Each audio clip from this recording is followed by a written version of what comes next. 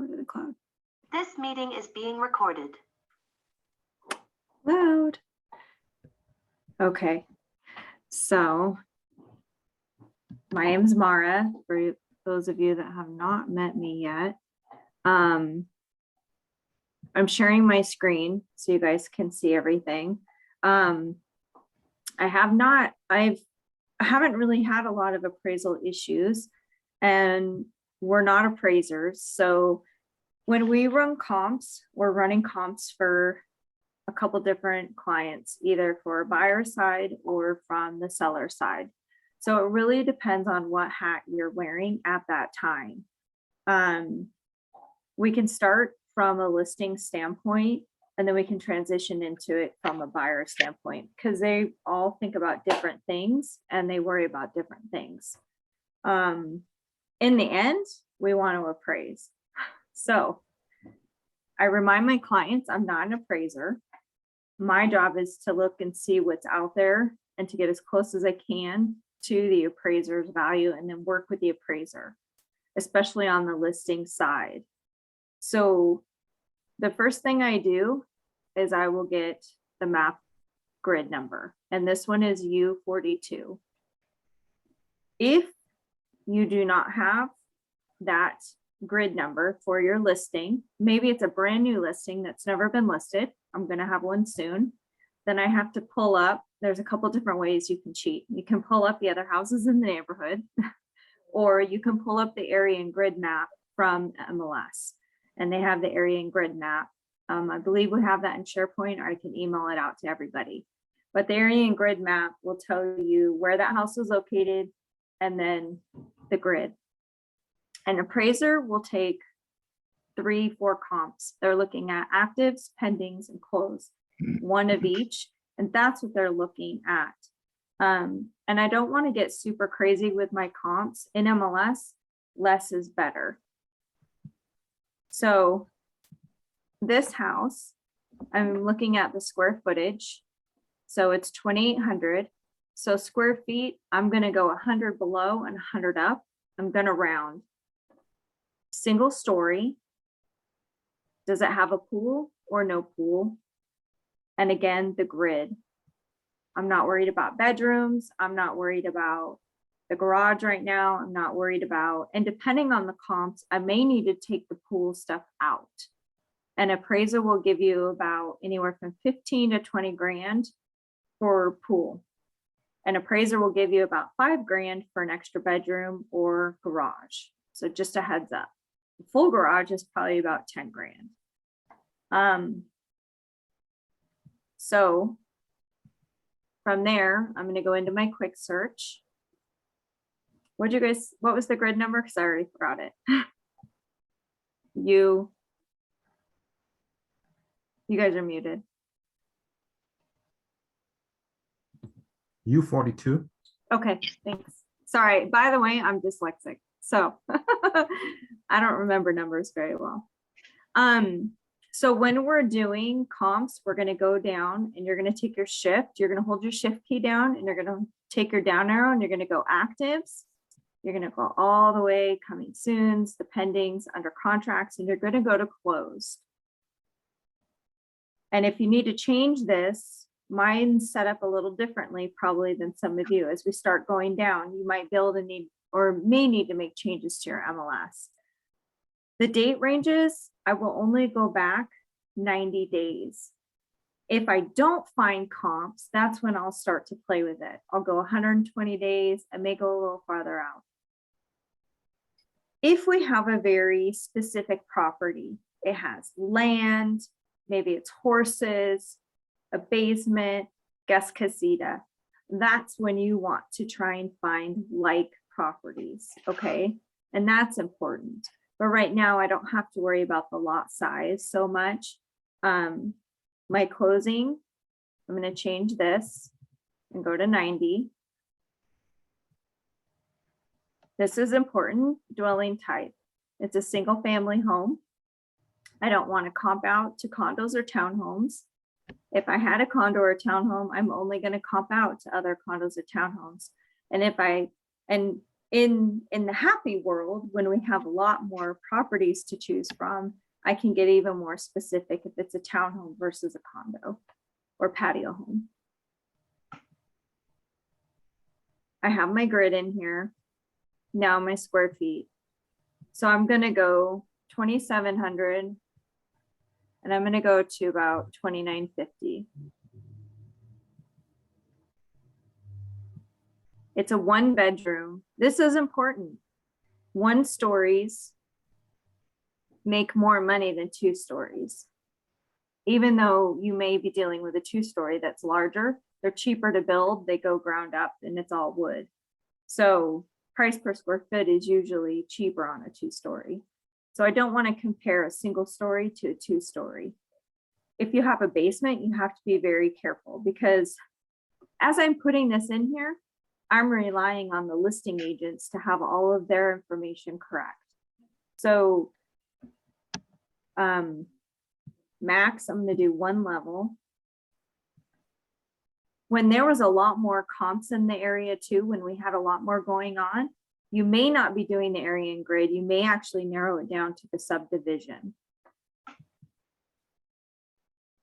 And this one has a pool. So I'm going to check pool. So you can see I have 6 comps. So I want to go in here and see, is that enough?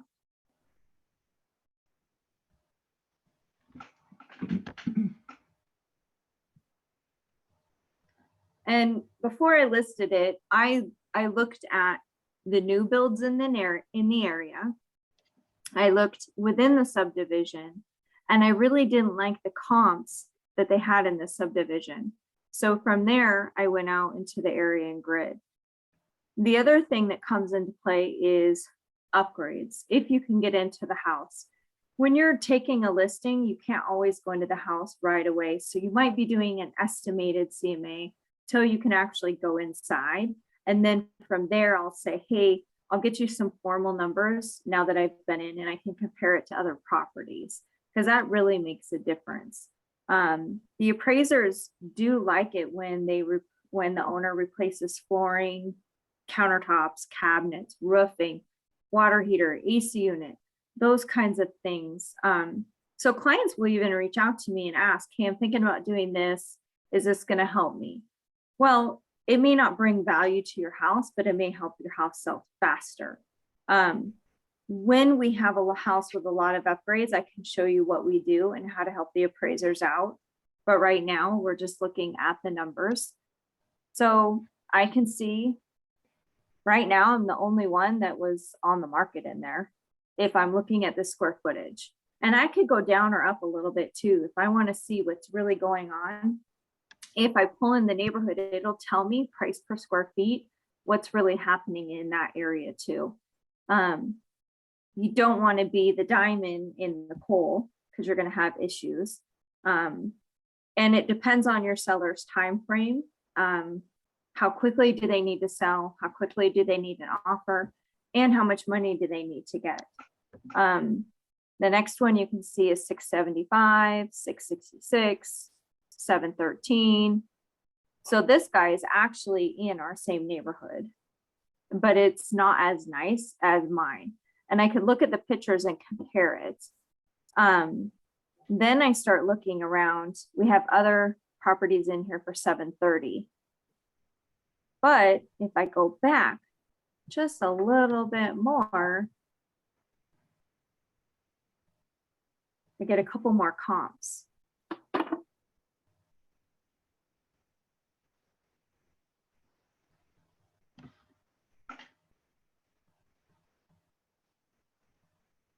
They're still low.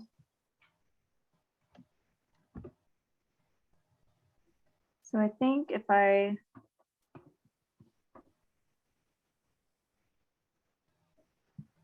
see what happens. There were some higher priced ones, so that's what justified it. So hang tight. You're playing with numbers a little bit. So to get a listing too, this is what I'm looking for. So when I start to get in here, there's someone's chatting.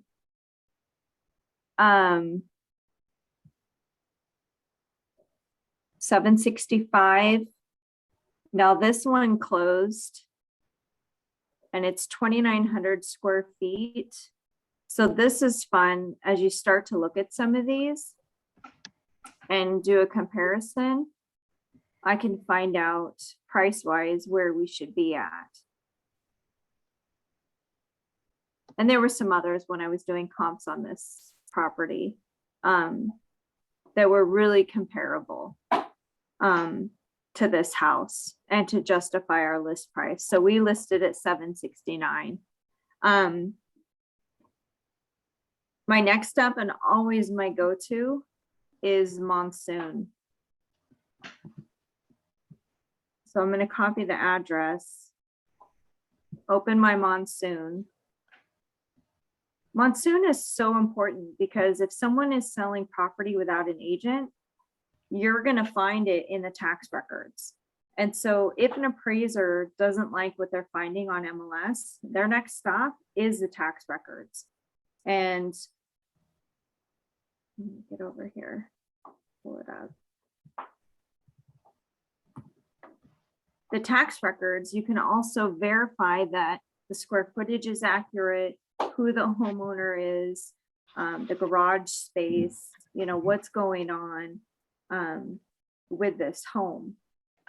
So as I am scrolling down, I can sit and verify the actual square footage and everything about the property. When you're up here at the top, you'll hit comp.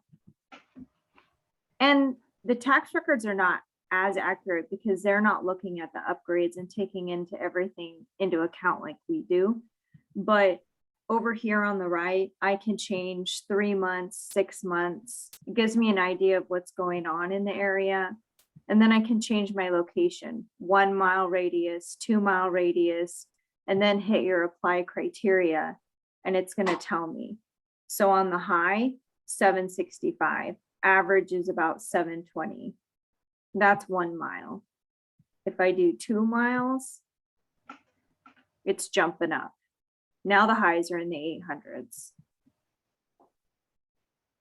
You can see there's some new construction in here. So the prices on the very far right are the last sales, and you can check them and uncheck them. And it'll tell you if it's a flip. You can see a lot of the new construction coming in. This one was 753, 775. So in that area, we were priced well. There's a house for 850 in here. And our listing has a putting green in the backyard. So as you're touring these listings, you're taking note of all of their upgrades. The next thing that I do is I'll find out the cost, how much they spend on that. You know, what did they put into it? And then in Canva, I'll build up a list of the upgrades. Like they have travertine on the front and the back. So really this house is not a $713,000 house. Even the amount of money they spent on the backyard. Let me get through here. And it's trying to decipher what the seller feels is important to them and what you see value. You know, if they did extensions in the garage, if they put in RV gates, you know, all those things pay off. And then I list out, so these are PDF documents attached to the listing for the buyer agent. And then these are JPEGs that I upload so that anybody sees these photos on the internet, they're going to see a list of all the upgrades. This is also important because the appraiser is going to see this. And then I also have these framed inside the house. And if the client gives me dollar amounts, I'm going to list the dollar amounts with each of the upgrade. So before I get a phone call when the appraiser is coming in, I can give him a list of all of the upgrades. I can give him a list of all the offers that we've gotten on the listing. I can give him a copy of my comps and justify our list price.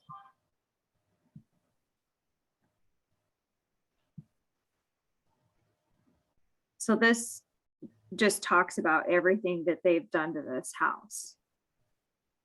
And it's 2 years old.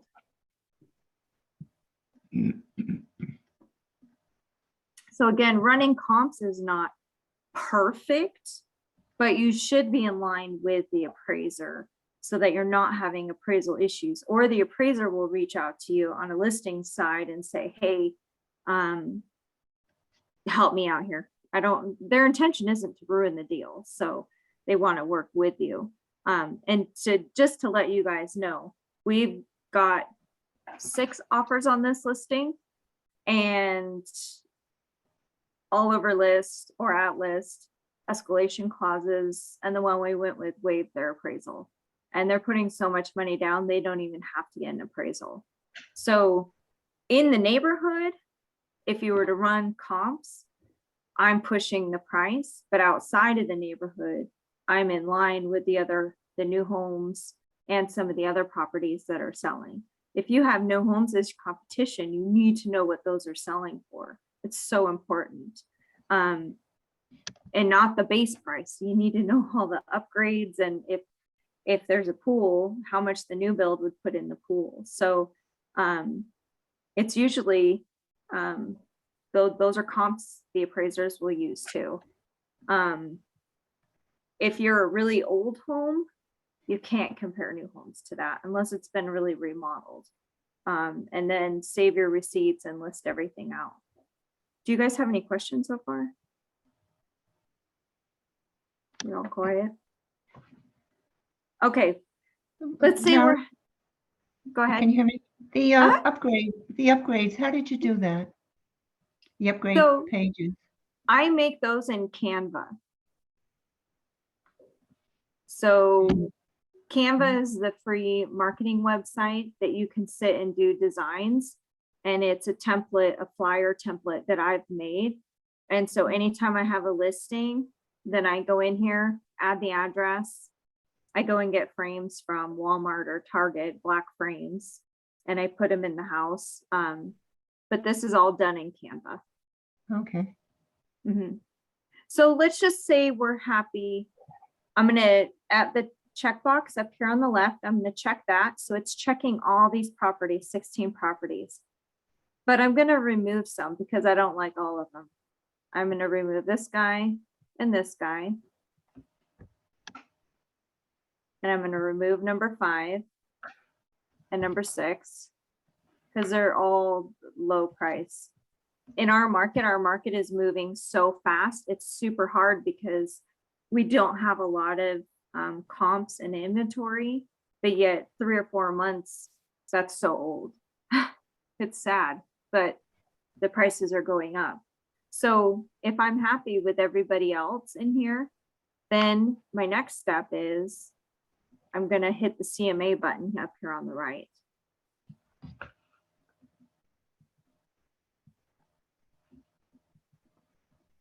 And I'm going to select my statistical buyer CMA. And I love this. I will give this in a listing presentation. I'll email it to my seller, especially after I've met with them.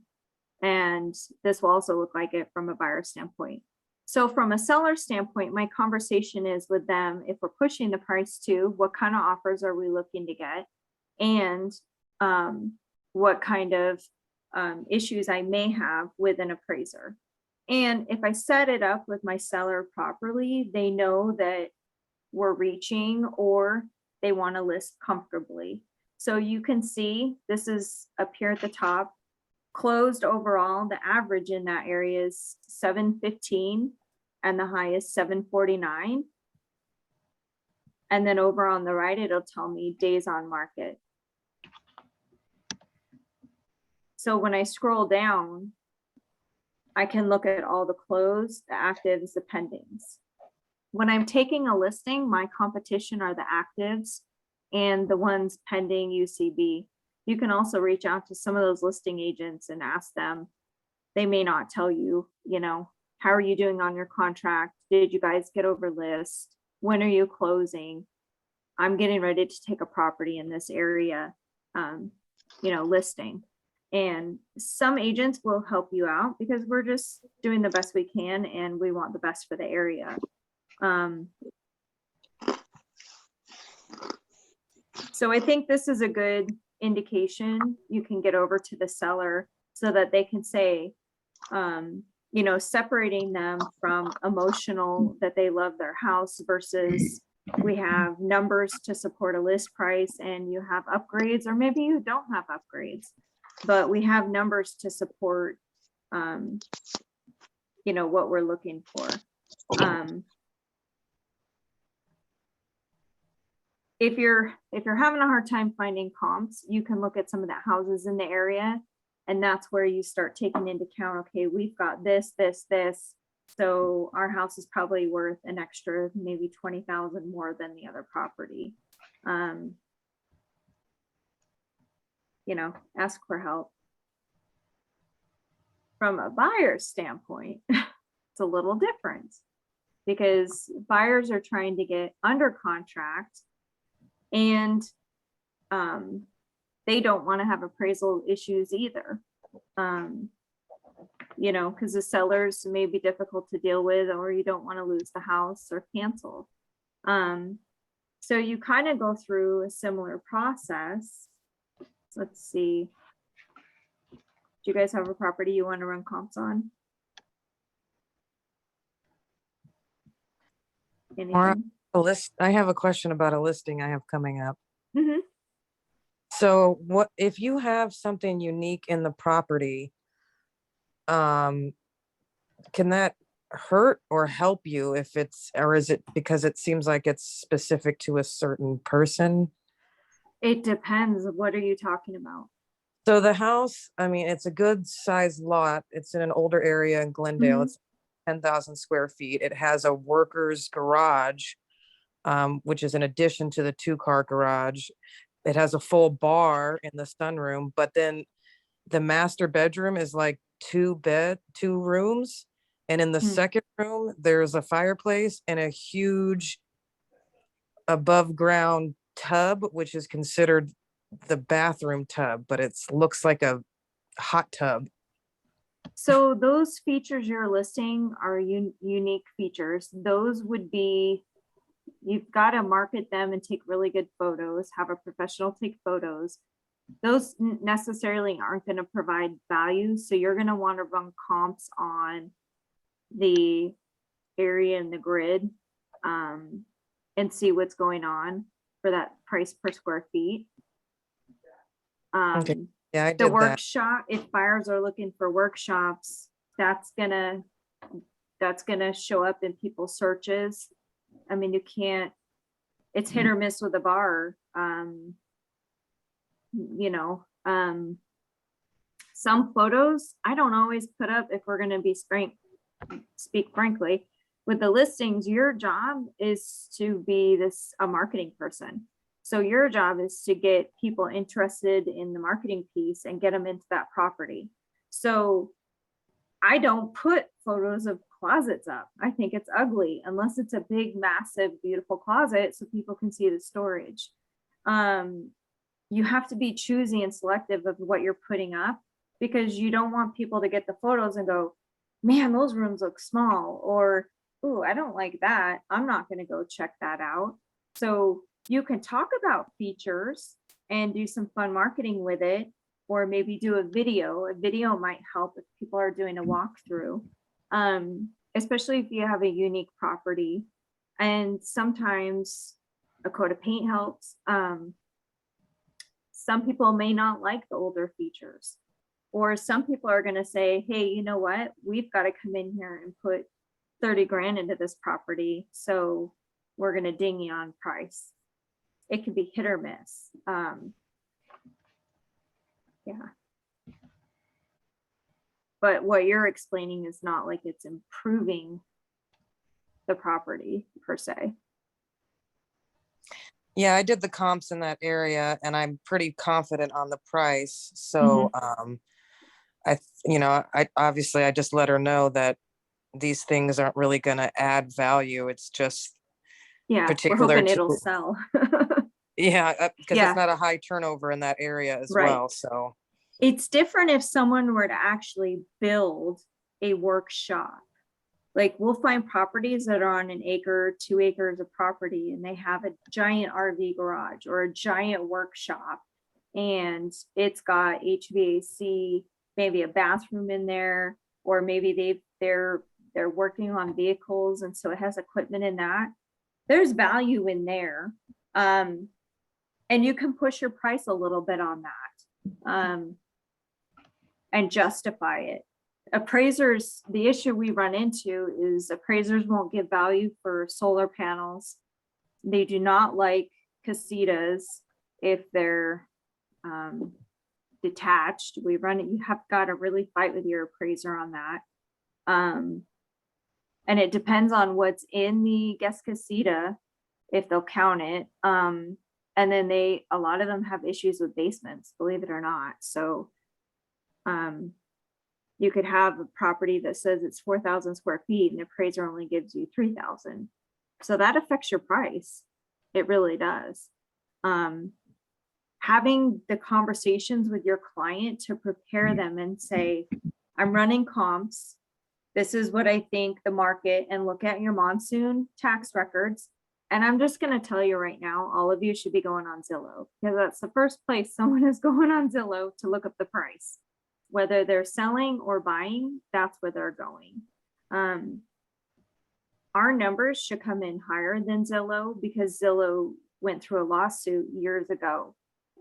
So they're keeping their estimates low. And we should come in at that number, if not higher. But your clients, Andrea, prepare them that you have a unique property. There's not a lot of them out there right now.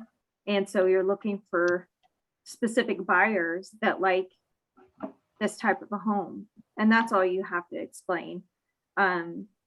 It's very hard to get the sellers detached emotionally. You can't call it a home. You have to say property. You have to start using specific words so that they detach from the property that they're in. And when you're with a buyer, you don't say property, you say home, because you want the buyer to get attached. So it's using different words and strategies when you're having conversations with them. And I'm also, yeah, go ahead. I'm sorry, I don't want to interrupt you. If somebody owns the solar panels versus leasing, does the appraiser give value for that? You get about $2,000, I believe. And we can Okay. have an appraiser on, but they don't give you much. The benefit of them owning solar panels is that there's no lease to assume, and the buyer doesn't have to qualify for that. And that can ruin your deal right then and there. So, but it's unfortunate. You got to break the news because the sellers probably paid between 30 and 40 grand for their solar panels, and they're not going to get much for it. Yeah. I would still put it out there on the upgrade sheet. Solar panels, they paid X amount. You know, why not? I'll list out price points if the client gives me them, you know, how much did they spend on this? How much did they spend on that? Because it really helps. So this is a property I have a buyer looking into, this property on Greenfield Road. So from a buyer's perspective, my job is to make sure that either they're not going to overpay, or if we get into a bidding war, and so this price point right now, we're dealing with anywhere from 5 to 10 offers at a time with escalation clauses. So I have to look at how high can comps get, and if we're waiving appraisal or doing escalation, where would my appraisal come in at? It's kind of and the agents that know me, I don't gamble, and so it's very hard for me. Our job as agents is to provide the information so that your clients can make the best decision, honestly. So did you say you go like 5 to 10,000 over list price with an escalation addendum? well, that's what these guys are doing. Yeah. Okay. So this would be the fourth house we've looked at, and my client does not want bidding wars, and he does not want to go over 400,000. And that's what all these seem to be going for. Okay. Just a heads up, you guys are wondering about our market. So 350.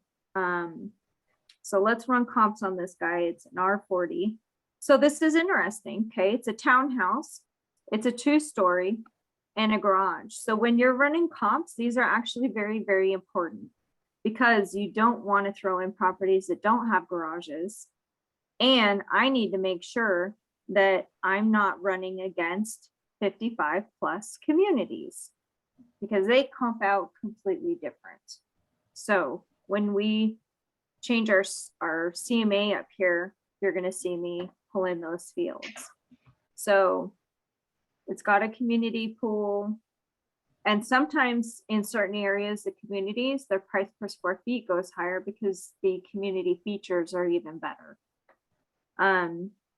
So this is R40, 1793 square feet. It's a 2-bedroom, 3 plus. So I'm going to come over here.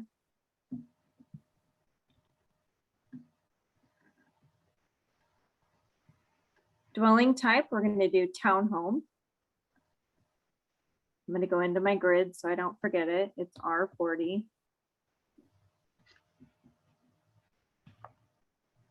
I'm going to pull in my actives, pending and sold. And then I'm going to change it to 90 days back. So you can see we have 46 townhomes right now. I'm going to put in the square feet. So I'm going to go 1600. I'm going to do 1850 and just see. Oh, that dropped it dramatically. And garage space. Okay, so I know townhomes, it's really hard to get 2-car garage. So I'm going to do at least one minimum so I can get some comps in here.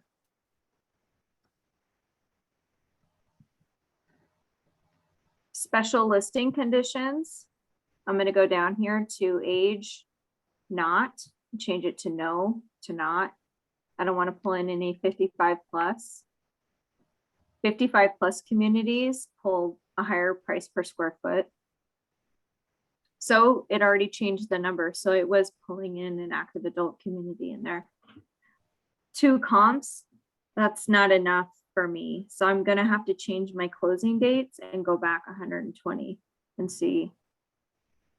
Well, I'm going to click on it. Let's see what we get. I have not been in this house yet, this property. It's coming soon. So what we can do is look at the pictures and see what's going on with it.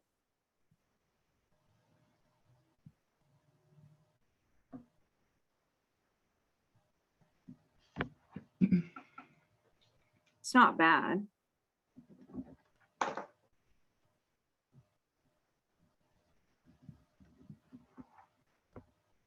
But the other ones in here have sold for $390.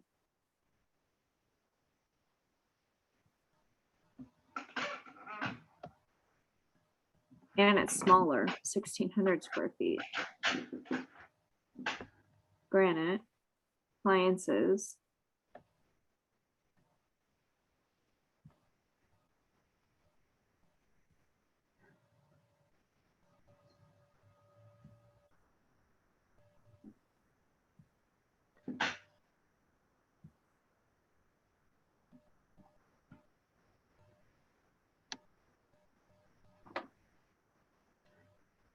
This one's cute too. So I'm just going to check these 3. I'm going to hit CMA, statistical buyers CMA.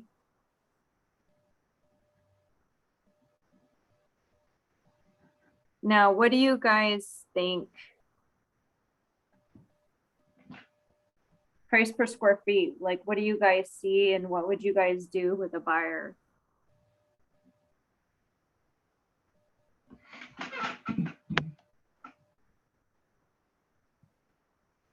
You guys can talk.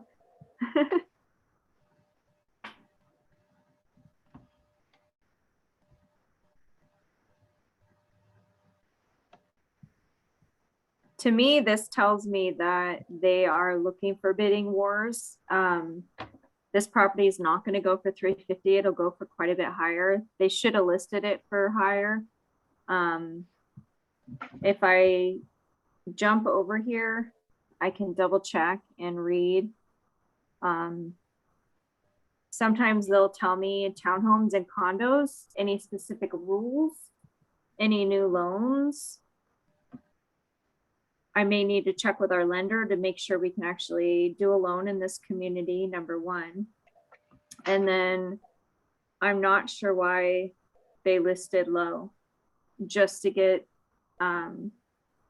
some buyer or some seller agents will list properties super low so they can get a lot of activity on it. And this one is not going live until 1/27. It's a probate estate sale. They're only paying a 2% commission.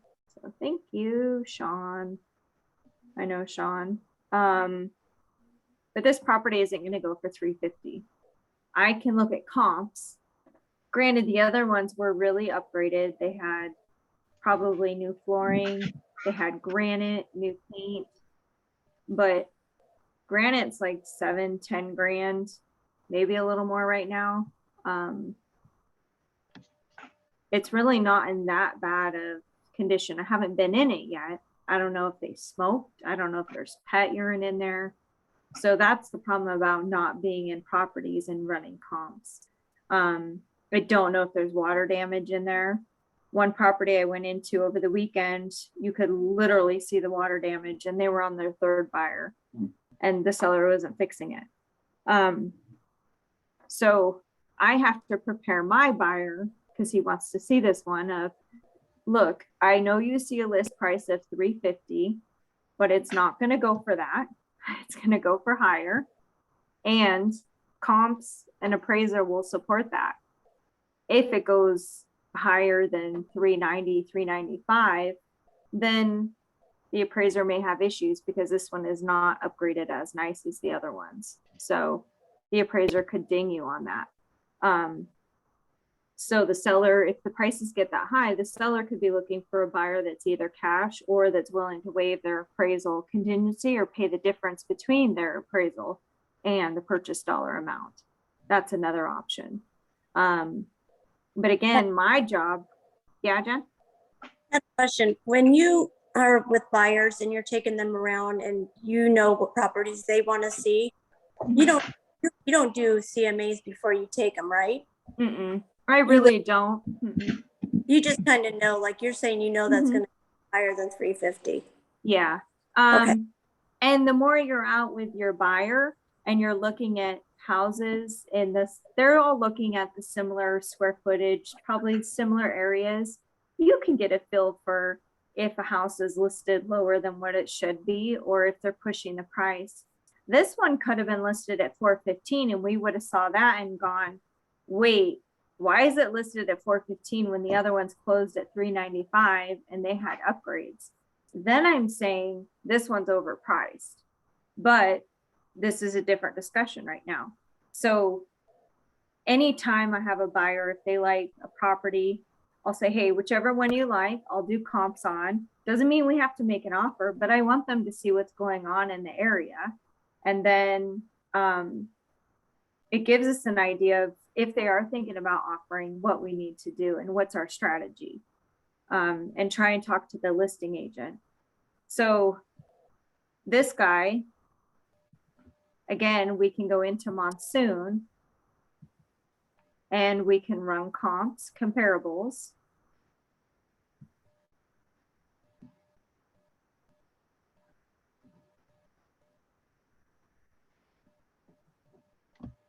And it's not liking it.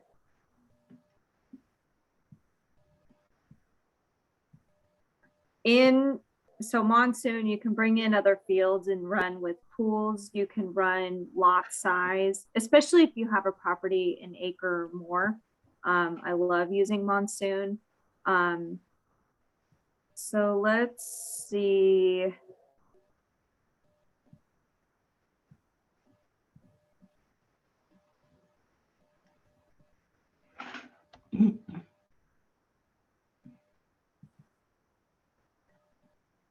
It's only pulling up one in the area. Let me go back 6 months.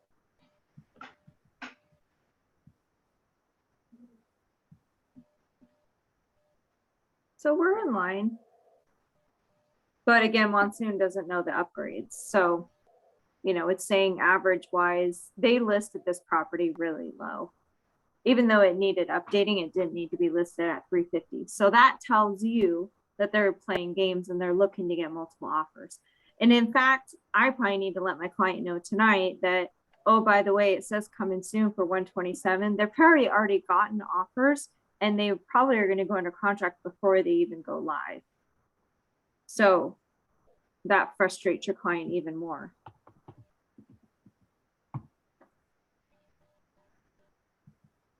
So if you type in the address and you pull up, well, that's not fair. It's going to pull up my listing. I think if we,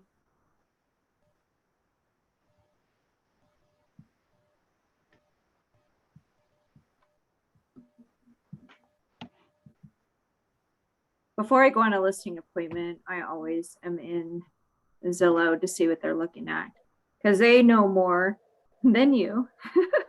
So they're on Zillow, they're on all, and they're checking out all the properties. So even Zillow is saying this property is worth at least at 370. So it gives you an idea why they listed that low. I don't know. So strategy wise, I mean, in this market, there was no need, but that's just my opinion.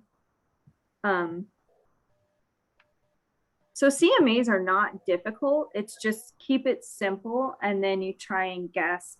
The biggest thing with CMAs and price points are with your clients and separating emotion from the numbers, the facts. I've got a list of property this week and you know, they think their house is worth more. And I'm like, I have the numbers right here. This is my Bible. The MLS is my Bible. That's what I live off of. And I went to Monsoon and I said, I know you want to list for more, but we're not going to get it. And if it goes into that, great. I'd rather come in low and look like an amazing agent that they've made more money than what we thought. But I have to set them up for appraisal issues.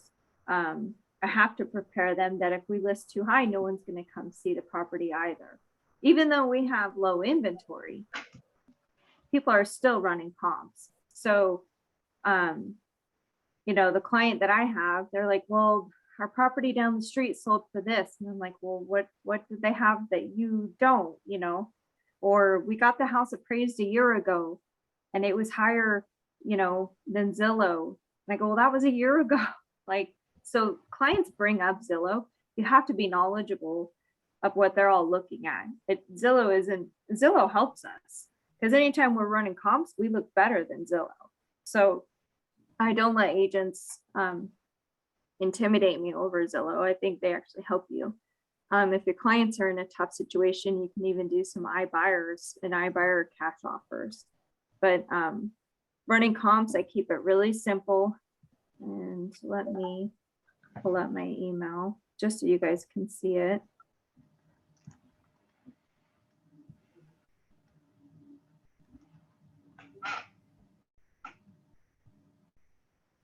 So actives used to be pending, closed, 90 days, use your grid, round your square footage up by 100 or so. Pool, no pool. And sometimes if you're the only house in the neighborhood that has a pool, you're having to comp against houses that don't have pools, and then you have to justify it and put in that extra money. And sometimes you're the house with a pool, but the houses without pools are selling for more. And the buyers set that precedence. If there's more of a demand for a house without a pool, then they're going to pay more for that. So I'll send this email out to everybody. And it has screenshots too. But always go into Monsoon. Go into Monsoon for the listing, go into Monsoon for the buyer. There's times you're walking through the property with the buyer and you're looking at it and you're like, man, MLS says this property is 2,000 square feet. Like, I just don't see it. I think it's a lot smaller than that. Or where did this garage come from? You have to pull up the tax records to verify. Did they add something without permit? Did they change something within the house without notifying the city or county? And if they did, you just need to ask the listing agent. Did they have permits? What did they do? Some appraisers care about that. And if you're running comps off the square footage, that makes a difference, because you may be running comps on the 2,000 square foot house, but the appraiser isn't justifying that without permit. So he's going to shoot it down and go off a 1,700 square foot house. So same thing with garage or no garage.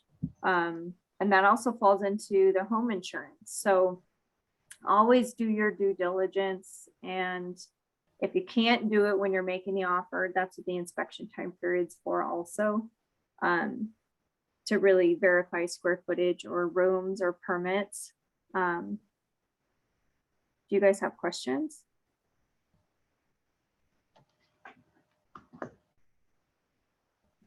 You guys are quiet, super quiet. Angela, do you have questions? It's not No, scary. I think I'm good.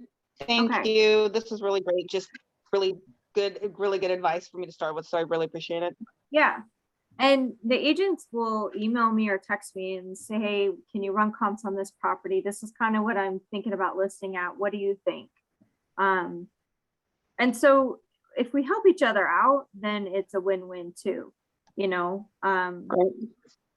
you don't, if you're pushing the price, then you need to have something there on the listing side to back yourself up.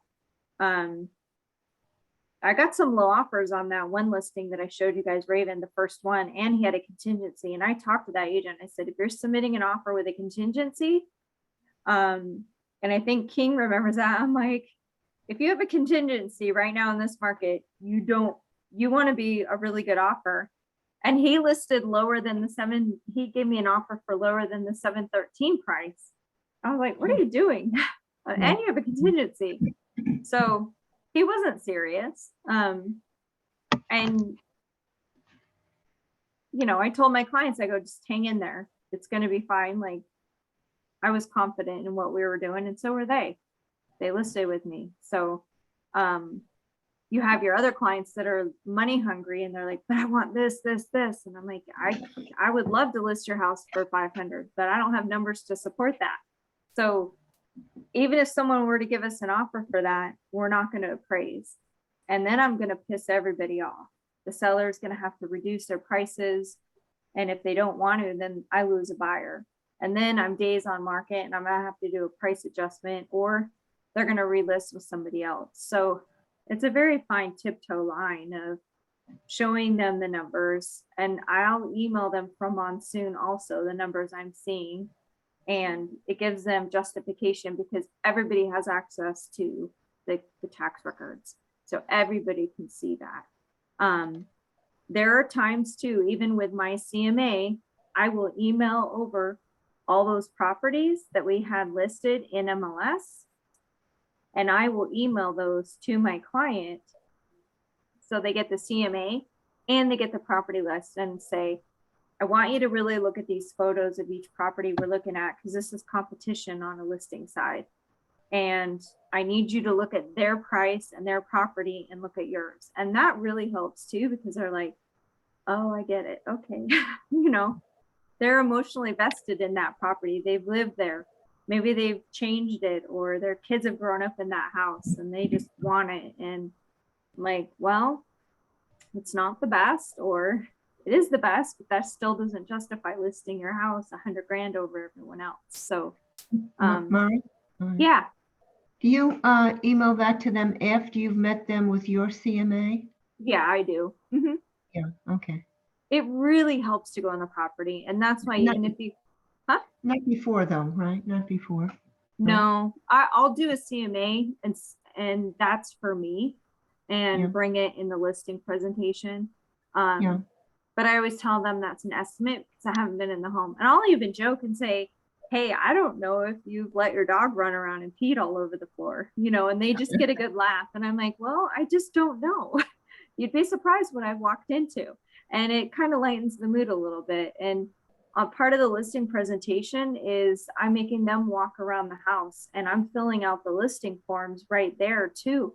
I can ask them, is that fan staying or are you taking it with? What about the curtains? What's going on with the floor? Are you replacing the carpet? And you're going room for room. Are you taking the refrigerator or is that going to stay? And when you're done after an hour of walking through the house, and you're like, man, it's great. You're doing a great job. Or, okay, you're going to need to take down these photos. And have you thought about moving this? You're giving them ideas and helping them stage, clean up, get it ready. And you're like, okay, I have all the papers filled out right here. So when should I schedule? And there's no reason for them to interview another agent. Yeah. Do you drop off, I used to drop off a pre-list package with a CMA comps, the listing of, no. I want them to meet me. The fun thing about before the meeting.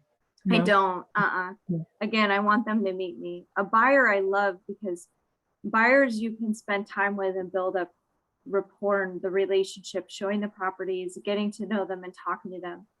With a seller, you either have just that phone call or you have that one-time meeting with them at that house.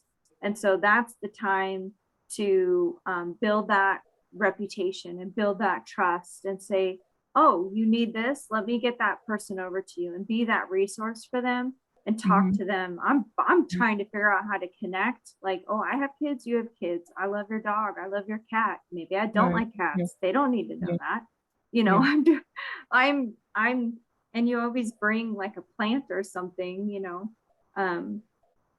never come empty handed, but one of my good friends, Jeff Seabach, we ran into each other at NAR retreat. And he had told me his listing presentations, his team, they had taken everything and done it online through an iPad. And he was like, I've lost so many listings. He's like, I just need to go back to the book.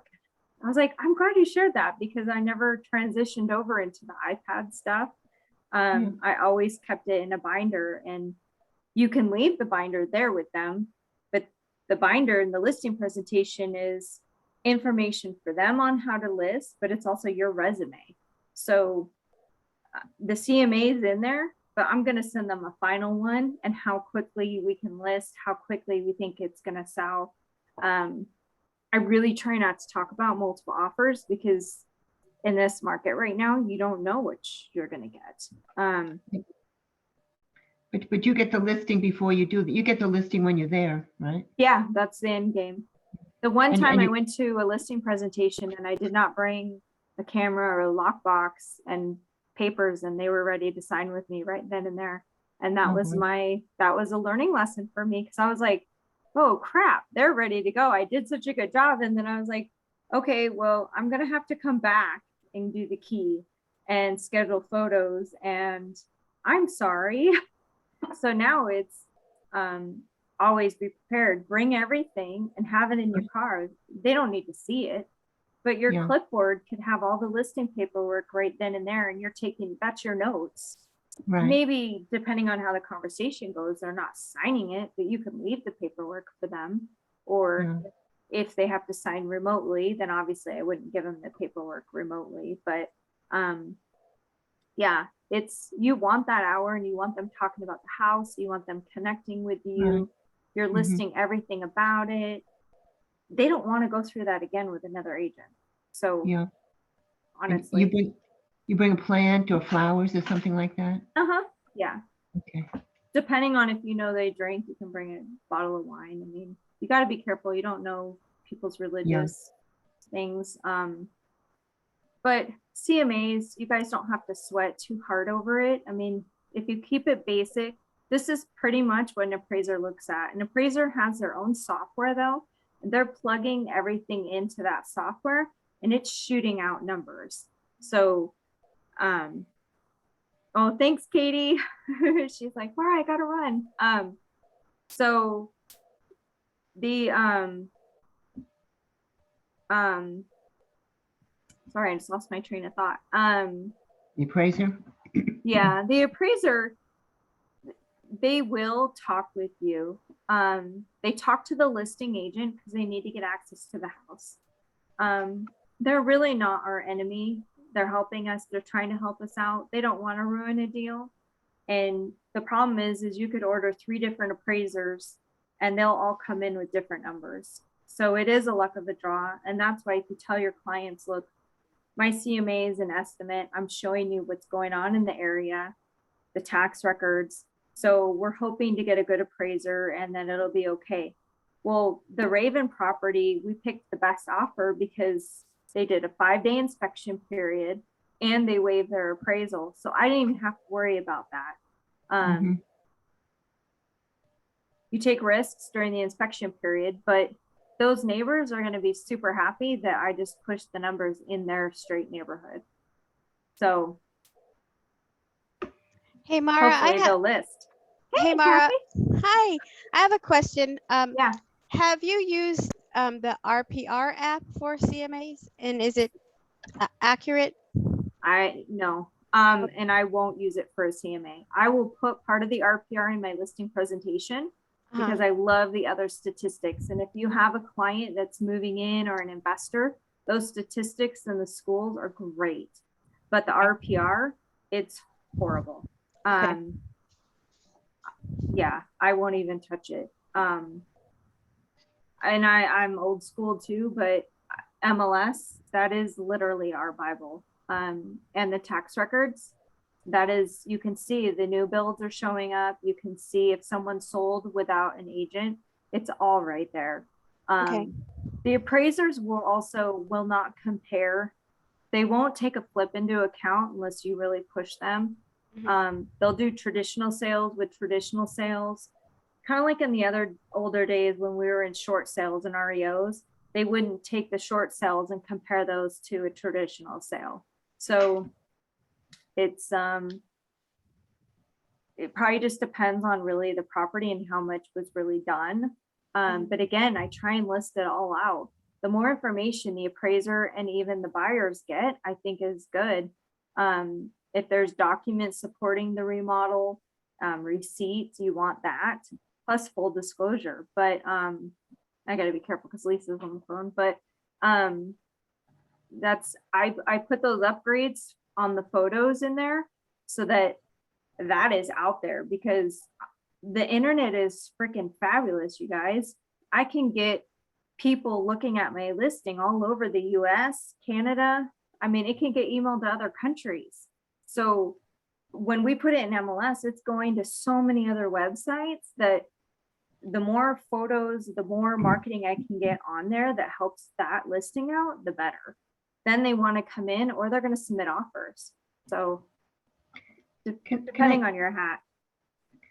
Can I ask you what you put in your listing package when you go there? Anything special? Do you put your bio in, or is it just the listing agreement and the agency disclosure? Probably you have them fill that out there, and some of the other paperwork. So all the listing paperwork, and then my listing presentations in SharePoint too.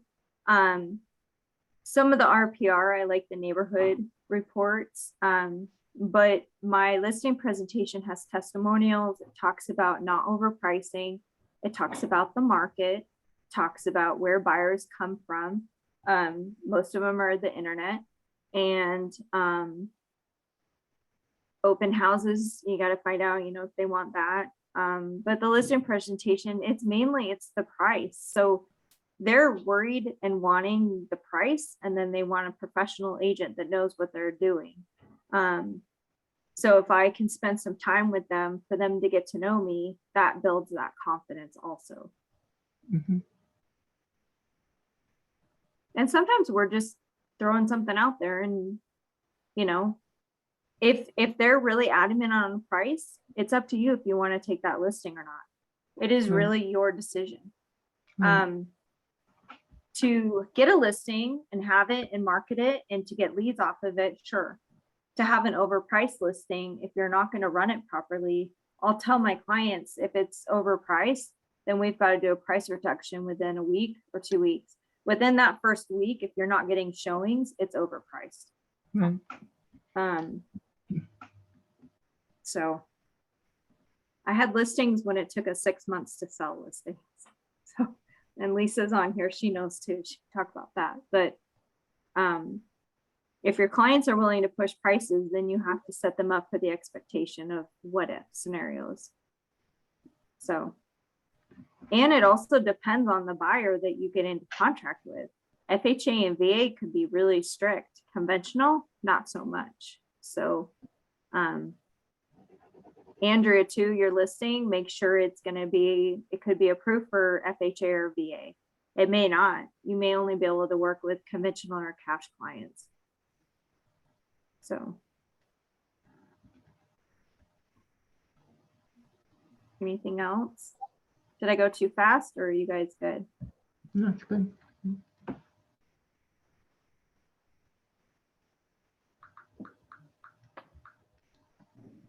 When the agents shadow me, I'll have them do CMAs and stuff. But yeah, I like, you know, and if I'm a buyer representing a buyer and I've run comps on a property and I can't find comps, I'll text the listing agent, say, look, we're going to make an offer. My client absolutely loves it. I cannot find comps that support your price. And we want to write list, or we want to go over. Can you help me out? Because I just don't want to have appraisal issues. And usually the listing agent will help you if you know, they're that kind of an agent. So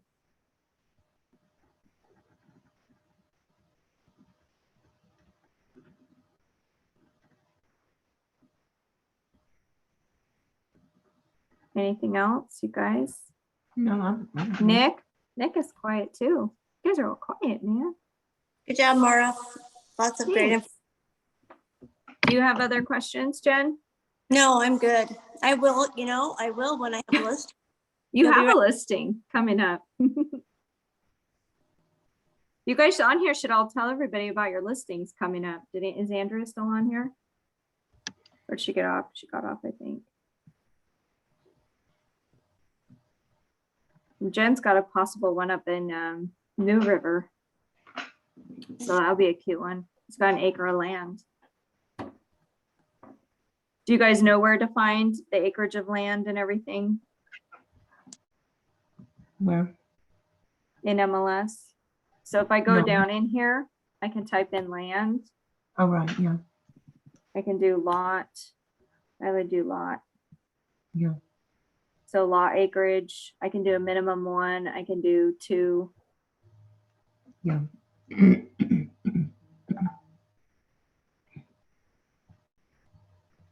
If you want to get really specific, you can throw a couple different CMAs out if they're on a waterfront or golf course lot, something. But again, you're relying on those agents to really list those. And you could miss comps, Mhm. you know, if a property is not listed right. And that's the other issue, is we're relying in MLS on those listing agents. So that's why I always check monsoon. Okay, Yeah. okay, thank you. Awesome.